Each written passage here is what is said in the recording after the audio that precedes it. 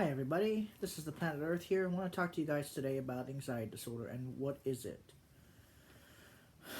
Anxiety disorder is a disorder where anxiety and panic disorder are disorders of where impending doom can come at any time for a human. I'm going to give an example. Let's say I'm walking down the street and I get attacked by somebody. That fight or flight response is the same fight or flight response you get without doing anything. You can literally just be sitting like this and you could suddenly start fearing about your life, and we don't really know why. I I've never understood it myself, and I'm trying to figure it out.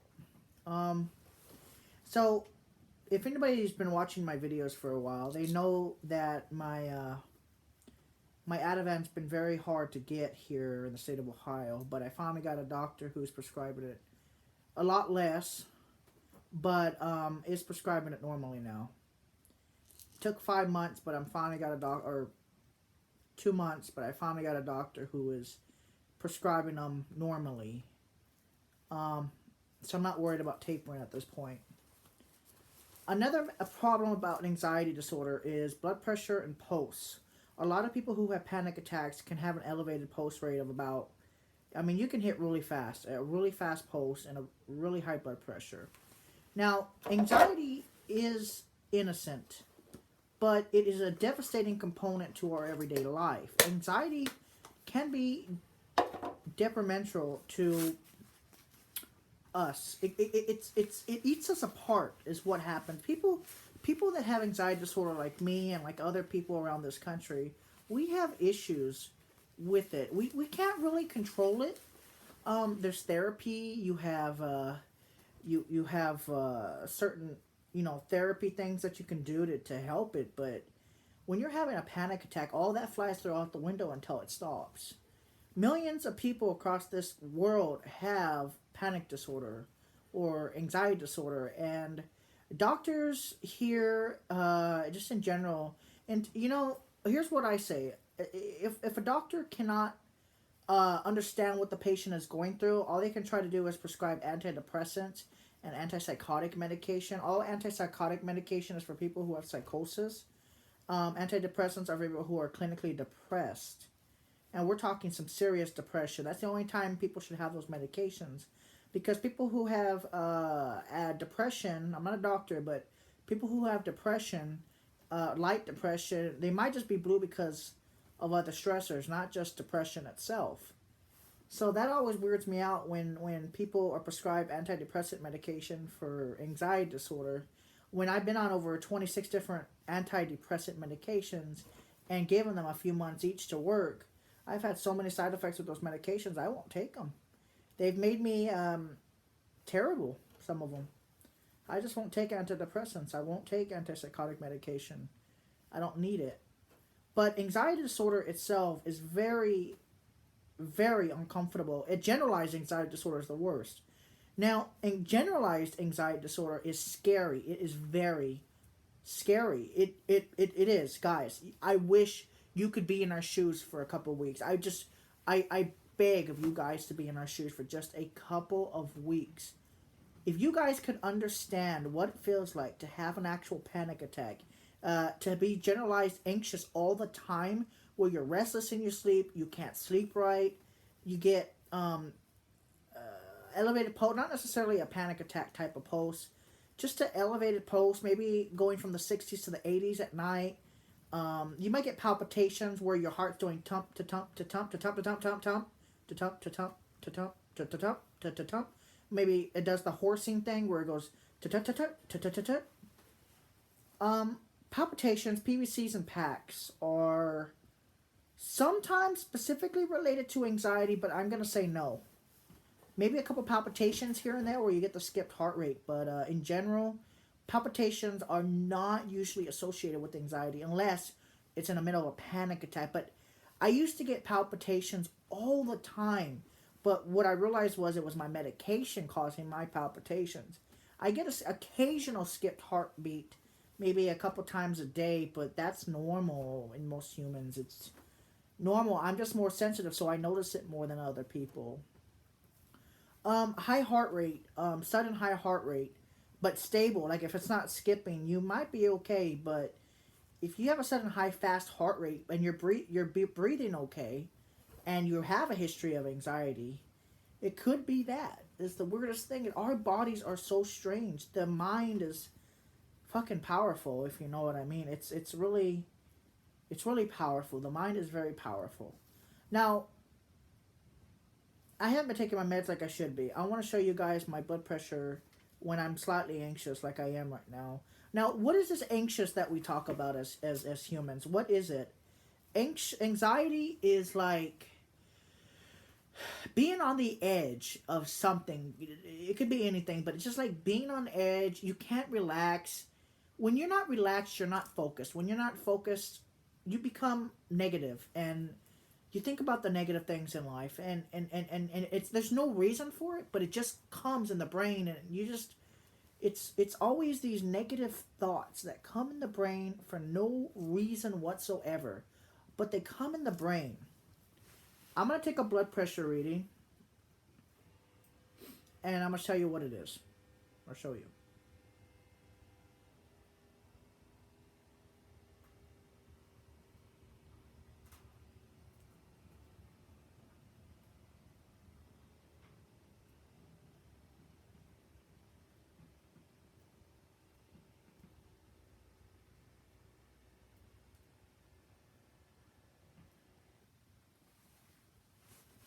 124/80 with a pulse of 87. I'm still anxious though. I mean, the blood pressure doesn't have to be high, but the pulse is elevated. See, my pulse is elevated. Right there. See, my pulse is elevated slightly because I'm anxious. It's just stress. I guess it's just pure stress is what causes the issue. Um, I don't know why, but stress hurts. It's you focus on the negative things for no reason for very, very, very long time, and stress causes anxiety, in my opinion, and vice versa. Anxiety causes stress because you're always stressed out. So I got 124/80 with a pulse of 87. I mean, the blood pressure is okay, but the pulse is elevated. It goes down when I'm on my Ativan and then goes back up when I'm anxious again. Anxiety, I would say anxiety is like, I don't know how to explain it, man, but it's abnormal. I mean, most people, like, what's funny is that most people who come to YouTube, and they have these big YouTube careers, and they make all these views and subscribers, and they have all this following. People like us, people who have mental disorders like us, we are not in the spotlight. People like us, we're shone from society. We're in the back end of society. They don't really care about us. That's how I feel. But it's true. They don't care about us because we are the bottom of society, I guess you could say. And that's the truth. But it doesn't bother me anymore. But it is true. It really is. People who has mental illness like us, we suffer every single day of our lives. But people who don't have mental illness, they get to live a normal life. And it's not fair to the rest of us who have mental illness. At least I don't think it's fair. But it's life. And we have to deal with it every single day. There's people with schizophrenia, there's people with bipolar, there's people with autism, there's people with depression, there's people with worse stuff than that. And the sad thing is, the only thing and the only way society accepts us is by medication. And there's really nothing else you can do. There's no treatments. There's no cures for mental illness. There's no cures for dementia. There's no cures for stuff like that. It's just, there's nothing there to help us get through our lives normally.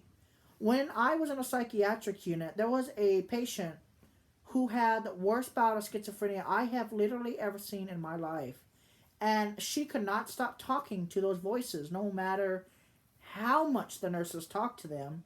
They were so loud in her mind that they were louder than the nurses speaking to them. And she couldn't understand them. What? I can't hear you. The voices are talking too loud. it's unbelievable how that works. And then she was talking about the government spying. It's true, the government spies on you. I mean, we already know that. They don't even need to be paranoid about that anymore. That's actually valid. But this anxiety thing, it really is a terrible illness, whatever it is, whatever it wants to be classified as by the medical community. Anxiety is a terrible illness, and so is depression. I think anxiety and depression go hand in hand, and I think bipolar goes hand in hand with anxiety and depression, and it can make it worse. I just wish for one day that all the doctors in the U.S. could transfer our lives to theirs and theirs to ours and feel what it feels like to have a panic attack, to have an anxiety attack, to be schizophrenic, to be bipolar, to be depressed. Because the world would be a much better place if doctors could feel what we feel every single day. Whether it be therapy, whether we go walking, whether we exercise, it is still there and it does not go away. I have tried my hardest in my life to get away from feelings of anxiety. I have tried psychotherapy. I've tried cognitive behavioral therapy. And I've tried a few other therapy meetings. I've even got shocked a couple times. It didn't do the full treatment though. All that does is shock your brain and make you worse. And a massive headache afterwards. People like us with mental disorders are not treated right. People like us are shunned from society, and all they can do is throw us in psychiatric units or prescribe medications. The lack of mental health coverage here in this country is disturbing. The lack of mental health coverage in this world is disturbing. There is a lot of lacking going on with the mental health. Doctors can only do so much, but at the same time, they get more money writing antidepressant prescriptions than they would ever get money from writing medications like benzodiazepines or mood stabilizers. They make a lot of money prescribing antidepressant medication. That's a fact. And they make a lot more money prescribing expensive antipsychotic medications like lithium and Zyprexa, and what was another one? Thorazine is a good one that makes a lot of money. Those pharmaceutical companies make a lot of money when those doctors prescribe those medications. Now, benzodiazepines are for short-term use only. But I have been on them for so many years, it is very difficult to get off the benzodiazepines in a short amount of time. And 2 months period is not short enough for people who have been on them for so many years. So if you've been on benzodiazepines for many years, it would be very dangerous for you to suddenly stop within a couple of months. Benzodiazepines are what I take for my anxiety. It seems to elevate my mood. It elevates my mood. It makes me happier temporarily. I don't know why, but it does. Because it raises the natural GABA receptors in your brain. It increases the GABA within the brain. And since the GABA is being increased, you get that calming effect. The more GABA, the calmer. Now, I've tried over the supplements, the GABA supplements. They don't do nothing for me. You know what's sad about this stuff is that benzodiazepines are narcotics. And so they have a potential to be abused. That's the problem, is the access to these medications for short-term use can be very difficult to obtain for people who genuinely have really bad anxiety like I do. Now, if you've been with my channel for a while, you know that I do driving videos. The reason I do a lot of driving videos is because I feel comfortable when I drive. When I'm driving, I'm not worried about anxiety. Anxiety doesn't take over my life. I'm too distracted by the driving experience, looking at all the scenery and looking at the road and looking at the other vehicles. I don't get anxious, you know? I don't have any issues with anxiety when I'm on the road. I don't feel bad. I feel great when I'm driving, but when I'm at home and I'm just locked in my room or whatever, you know, it builds up and it builds up and it builds up. So I try to play some calming music. I try playing on the computer. I try exercising. But at the end of the day, it's just when I was driving, I never had issues. I never had any issues. I was fine, and then all this benzodiazepine withdrawal, coming from a high dose to a very low dose, having massive panic attacks, waking up with night terrors. It has been ruining my experience of what's life like here, and it's ruined my calmness. I had a calmness when I first came to Ohio. I had a calmness. It was I got away from the violent situation. I got away from people who yelled and mentally abused me for no reason. I got away from that. I got away from the lies, the mean persons that I was living with in California. I got away from that. And if anybody knows what I'm talking about in this video about that situation in California, you would know that I had a hard time there. There was a lot of lies going around back and forth, and I was having a few panic attacks, but because I was on the Ativan, I was able to relax. And then when the people at that place relaxed, I could take the vehicles and I could drive anywhere I wanted to, within a certain miles. I could get out, I could do stuff. I didn't have time to get depressed. I didn't have time to get anxious about anything. I was me. I was happy. I could do ranting videos about Sprint. I could do driving videos of Compton and Watts and South Central. I could do it all, but because I'm in a small town, it's hard to obtain the ease of access that I had as I had in LA. I miss Los Angeles very much, but I don't miss it that much. I mean, I miss it, but I could live without it.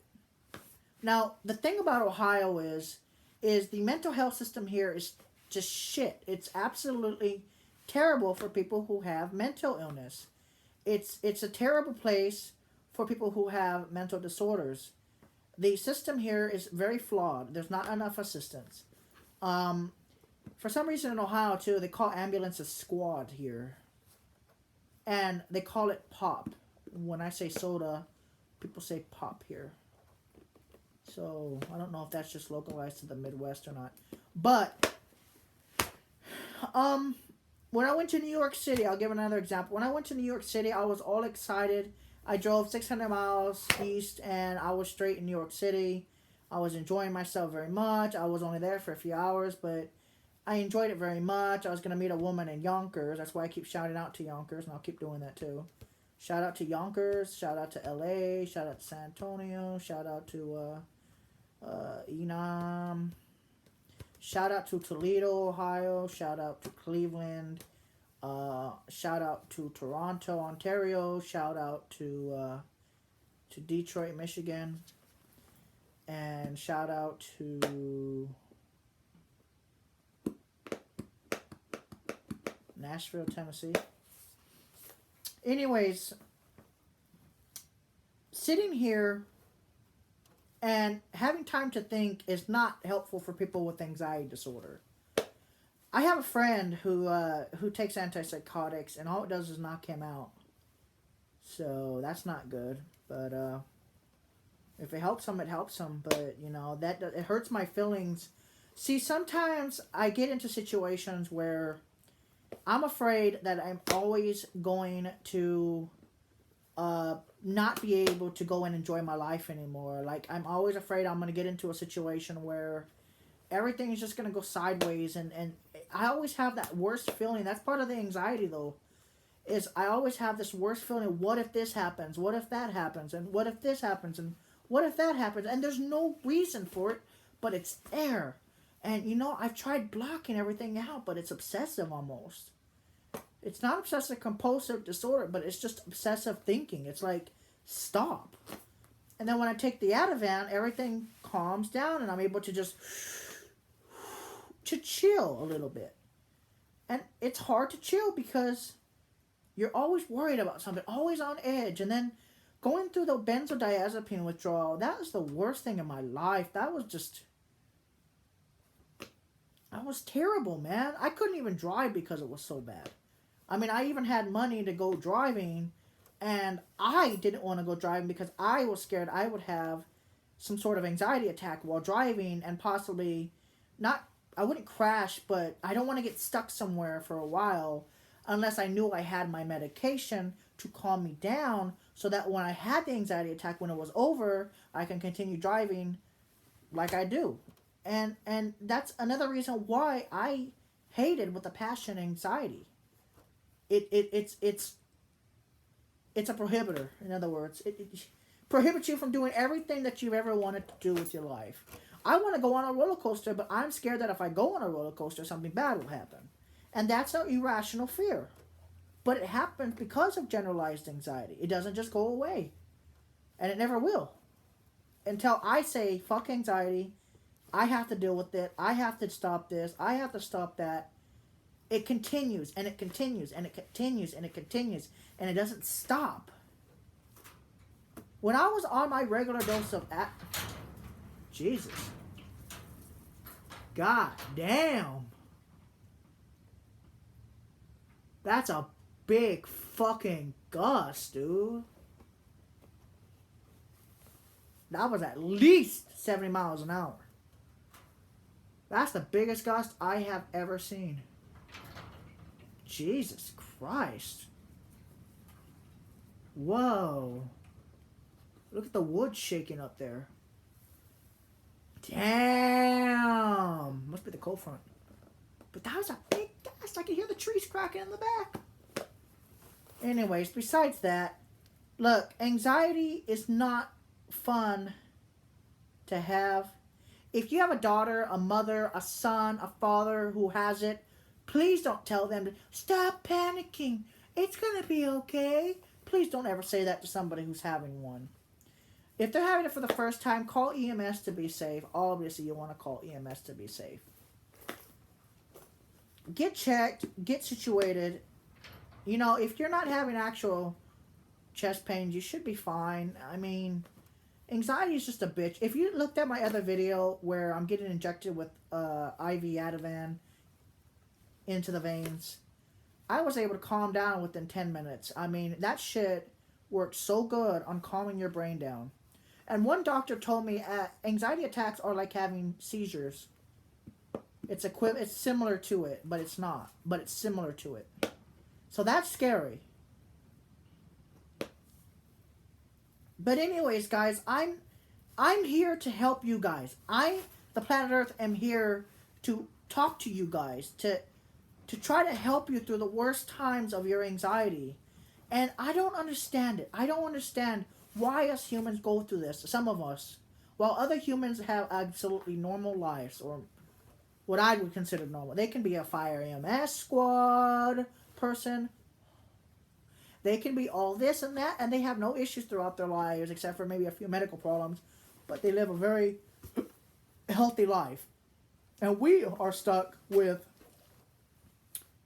scary situations, just like everything is like a horror movie without the horror movie and without the horror. It's like the fear is kicked on in your body 24/7, 365 a day, a year, sorry.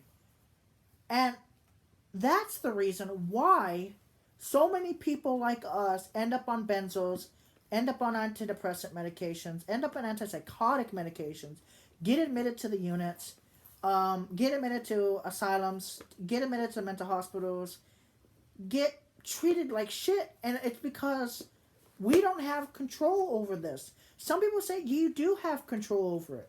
Yes, you do have control over it, but you can't control the panic attacks. But if you have a strong-ass mind, you can control the duration of the panic attack. But when you're having a massive panic attack, it doesn't just stop. You can't just say, let me flick a switch and I can turn it off. It doesn't happen that way. The body has to stop producing adrenaline and deposit it into your body from your brain. It doesn't just stop that way. And it will never just stop that way. It has to slow down. It has to stop the production of it, or stop releasing it at least. And that's the reason why we have anxiety attacks. That's the reason we get like this shaky and all that other shit. because of anxiety attacks. This is not our fault. We are not the ones at fault. The ones at fault are no one. The problem is our bodies are attacking ourselves. And there, there's a lot of people who say there's natural stuff on the earth that can help with anxiety. But if you want to know the truth, there is nothing natural on this planet that can cure anxiety. Anxiety, you need to have some sort of anxiety to live normally. But you don't want to have too much anxiety.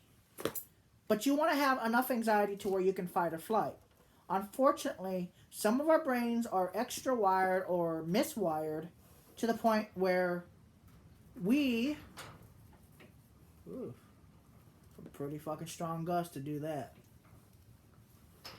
Some of us have anxiety to where we think of everyday objects. Like if I look at this vacuum cleaner right here, I'm like, oh my god, it's a vacuum cleaner. But our brain over dramatizes what it means and what it does and what could happen if I use it. That is not normal in most humans, but I don't really know what our issue is. But one thing I do know is if there is a doctor out there on this planet who can cure the mental illness, please cure it for us. We don't deserve this. Nobody deserves mental illness. Nobody wants to be locked up in a mental hospital. Nobody wants to go to jail over some things. Nobody wants this. We don't want this. People who don't have mental disorder say, suck it up. You don't have the mental disorder. If you had the mental disorder, you need to keep your mouth shut because you know how much it suffers. Look at people who have depression. Look at the people who have schizophrenia. You can't just tell them, oh, shut up, you're faking it. Do you think that people want to fake that stuff? Really? Being crazy, quote unquote. Being psychotic. People have issues. The brains are extremely weird. But there's got to be a reason why we have these issues. There's got to be a physiological reason. There has to be something because anxiety wasn't so bad before the electronic age. I'm just trying to think of what it could be. What could actually be causing us the anxiety attacks.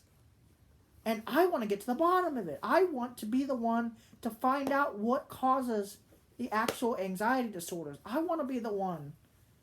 But I can only do so much. I don't have a large enough fan base to do it. If I had millions of subscribers like those bigger YouTube channels, I'm sure I could see about finding the cure for it or not even finding the cure, but getting more people help where they need it the most. The lack of mental health support here is the one thing that has disturbed me the most of this state. And it's disturbing, and it's sadistic even, and it's sad. That people will be thrown out of ER rooms, even going through full benzodiazepine withdrawal and showing all the signs for it. And that is the messed up thing. And it should never be like that, no matter how small the city or big the city is. It should never be like that. I never had that problem in California or Texas. But I never was withdrawing either. But, I mean, I occasionally withdraw from Ativan in California. But I always found another doctor who had no issues prescribing benzodiazepines. Yes, they're a narcotic. Yes, they're addictive. But they work. And if they work and they make your life somewhat normal and habitable, then why can't the person have them? And that's what I'm trying to figure out. Is if the person needs them, why not give it to them if they really, really need them? I mean, there's worse stuff out there. You have oxycodone. You have all these pain reducers. Those medications, I would say, are pretty dangerous if you take too much or whatever. I mean, those have the potential to be way more abused than benzodiazepines.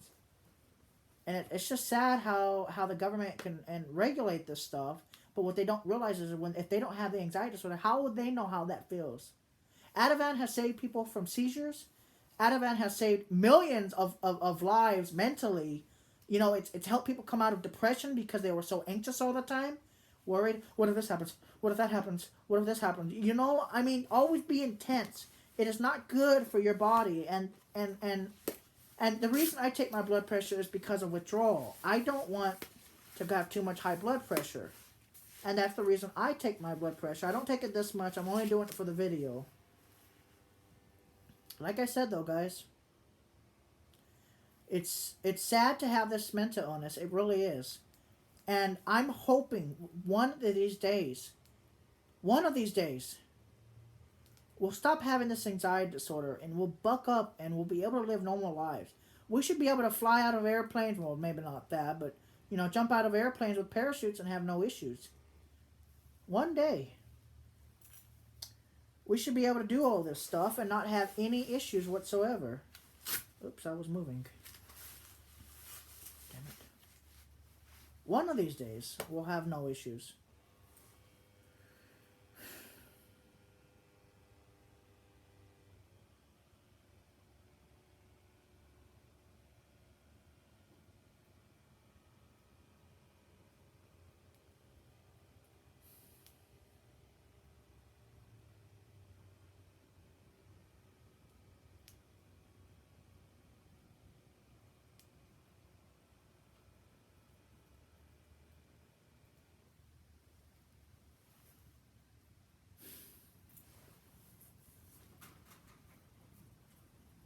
Huh. 130 over 89 with a pulse of 84. I guess I'm working my blood pressure up. See, this is what I'm talking about. Stress equals high blood pressure equals anxiety. And if we can't manage our stress, we can't manage our blood pressure, we can't manage our bodies. Stress is not good, guys. It's not good. It needs to be managed better. I wish these doctors would wake up one day and say, I'm going to help people instead of just prescribing them these medications that will just keep sedating them and knocking them out. That's not getting to them. Getting them psychotherapy. That's extremely important. And that's my opinion. I'll make another video when I'm fully on the Ativan. And I'll show you the difference of vital signs. And I'll show you the difference on how that works compared to not being on any medication at all. But we have to cure this anxiety. We have to find a way to eliminate it. Exercise is helping. But to cure it is another story. Or to seduce it into a place where it's non-existent would be the best thing for us all. As a human species, we should come together and try to find the cure for it instead of not trying to find the cure for it and just allowing your other humans to suffer for no reason and making fun of them and throwing them out in the streets when they needed it the most is the most terrible thing I've ever seen. And that's not right. Thank you guys for watching. This has been the Planet Earth here.